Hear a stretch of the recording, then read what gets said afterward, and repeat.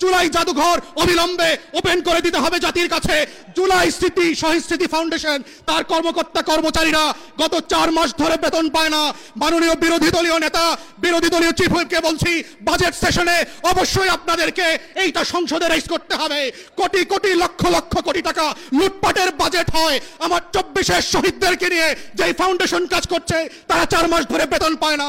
এটা লজ্জার বিষয়, লজ্জা হওয়া দরকার সরকারি দলের, যাদের রক্ত দিয়ে আপনারা ক্ষমতা এসেছেন। আমরা সেই দিন বদলের রাজনীতি করতে চাই। মাথায় রাখবেন, বিমান কিন্তু সকল প্যাসেঞ্জারের জন্যই টিকিট কেটে দেয়। মনে রাখবেন, শুধু একটা ফ্লাইট চলে গেছে বলে নতুন কোনো ফ্লাইট হবে না, সেই দিন কিন্তু হবে না। আপনারা ভুল করবেন, আপনাদের জন্যও আবার বিমান রেডি করা হবে জনগণের টাকা এবং রক্তে।